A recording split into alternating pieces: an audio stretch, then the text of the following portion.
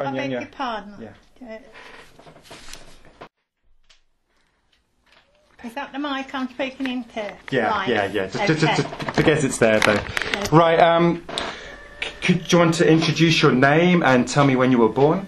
Yes, of course. My maiden name was Florence Lutwich.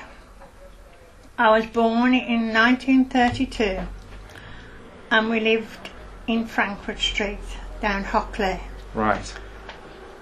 We had no facilities of any kind, water or lighting, because you had to go round up the yard and get the water from a tap. Were they back-to-backs? Pardon? Were they back-to-back houses? Yeah, right. back to back. Like around a courtyard? Yeah, like all, as far as the eye could see. Right. How many people? My grandfather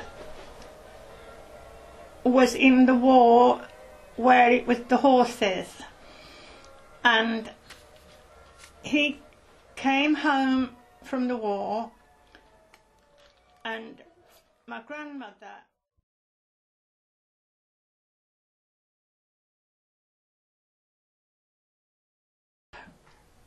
with my grandfather's sister who took her in. Mm.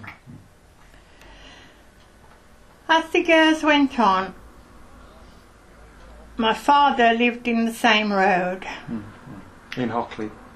And very sadly, she was 16 on the day, married on the day, and she came home and had my brother on a piece of newspaper. Gosh. Right. What job did your father have? My father was a news vendor. He delivered newspapers. Right. Then mother went on to have 9 children. While they were living in Hockley? No. I think she had 4 by the time. I was the 4th one. By the time we lived in Frankfurt Street, she must have had a child every year. Right. It must have been crowded. I don't think anyone today can imagine what a wonderful person my mother was. Right. She couldn't read or write. She had to sign documents with a cross. But she was a golden mother, and she loved us all very dearly. She used to have to breastfeed us herself because there was no facilities for milk or anything. There was no family allowance. It was the meansteads. Right. You said you recalled the Daily Mail shoes. As the years went on, we got an exchange. At that time, they just started to build new houses in Kingstanding. Right.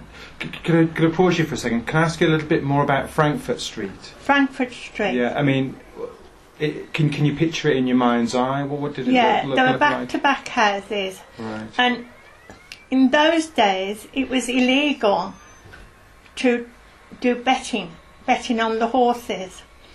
And Father, in those days, it was an English language of a book is knock. He used to stand on the corner and watch the police. And if the police come, they would shut the betting shop. But if they caught my father, he was put in the police station down Summer Lane. The police station is still there on the corner of Summer Lane. Right. And we used to have to go and bail him out with the rent book. Gosh. And then there was what they called the Daily Mail Fund, which still exists today. We used to go to the police station down Digbeth and have the Daily Mail shoes. Right. Were they big shoes? They were shoes, and they got a number printed on them, because in those days there was the pawn shops. Right. You could pawn my father's one and only suit, and then it used to come back out again to pay the rent. So the Daily Mail shoes had got a number on, so that you couldn't the pawn shop couldn't take them in. Right, right. Yeah, and the pawn shop had 3 brass balls.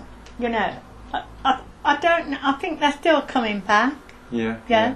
You used to take a pair of sheets or a suit, and they'd give you a ticket, and they'd very likely give you 2 shillings or something like that. You know. So Mother went on to have 4 children at that time, and I must have been about 4 when we moved to Twickenham Road. Right. Can I just ask you before we go come back to Twickenham Frankfurt Road? Street? Yeah. Was there another family in your house, or was it just your parents and because some people didn't they like in let that out? time, grandfather Right. had come out of the army, and he'd met a lady. I don't know how he'd come to know her, who used to be a secretary for what's the chocolate factory? Cadbury's Cadbury's. at Bourneville. Yeah, at Bourneville. Yeah. They're Quakers, you know. Yeah. Well, she grandfather moved in with her, and she was very clever because they used to do the shorthand. There wasn't the computers or televisions in those days, but she worked for Cadbury's, and Cadbury's were very, very good to her. As you know, they built a lot of houses in the Bourneville Bourneville. estate. Yeah. Really. Yeah. But Cadbury's was very good to her, and so grandfather went to live there, and as the years went on, when we came back, she used to baby mind us, you know, while the mother went out to work. She used to do polishing and deliver newspapers, and that's how we existed, because there was no family allowances or anything. Right. If you didn't find a job. And of course, as the years went on, my father's mum and dad, which was my grandmother, came to live with us at one stage. Right. Must have been very crowded. We moved then to Twickenham Road, and we weren't there very long because there wasn't a pub on any corner, and it was just fields. There is the Nuns. Now that's been there a long time. That's on the corner of Warren Farm Road. Do you know about it? Yeah. Yeah. Well, if you go there, there's a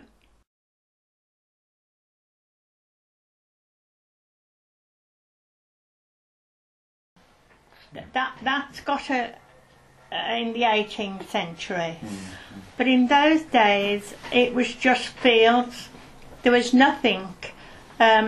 Woolworths were the first people to build a store on Hawthorne Road, and then because eventually the trams on it used to come as far as, there was no buses, it used to be trams, and they used to come as far as Perry Bar, then turn round and go back as far as the Lickey Hills. Yeah. Gosh. So we went to Twickenham Road for a short time, but because there wasn't any public houses and father couldn't get a drink, we moved back, and then we moved again to Parkinson Crescent. Right. And there was a family there called the Kerwins, I think they were called.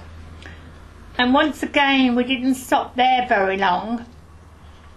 We came back and we moved to Hockley, a place called Unit Street. Mm-hmm. And that's where we were evacuated then. Mm-hmm. Myself and my sister and my brother.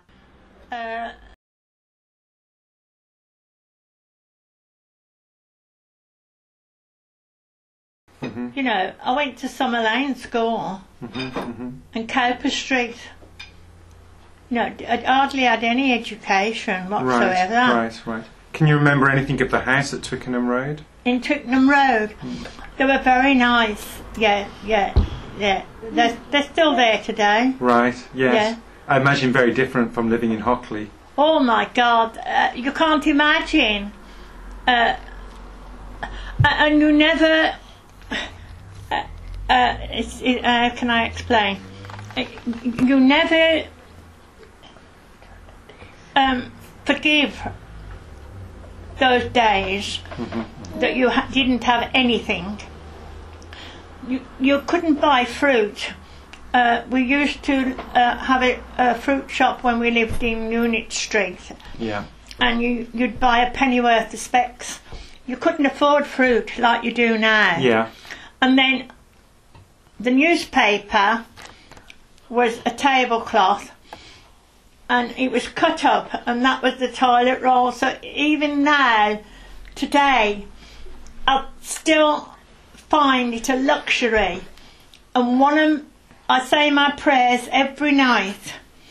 And one of the prayers I say, thank you God for all the amenities that I have and my warmth and my food, because the world today, I think of all these people who have got the children dying because they haven't had anything, no drinks or anything.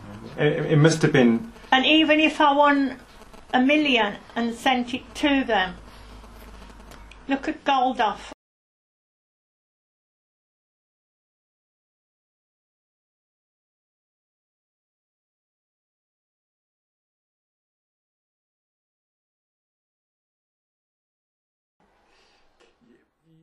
Back to Twickenham Road, you said you didn't spend very long there. I mean, was it sort of, less than a year?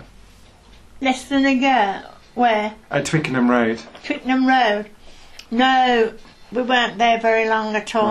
Right. No. A matter of months. No, Father couldn't cope, And of course he got to get back to doing his newspapers and that, Right. Yeah. Did you just think that, he missed Hockley, or... Because I've heard of other people going back and them saying that there wasn't much community, there's a big community in Hockley. No, I haven't met many people, actually, that I haven't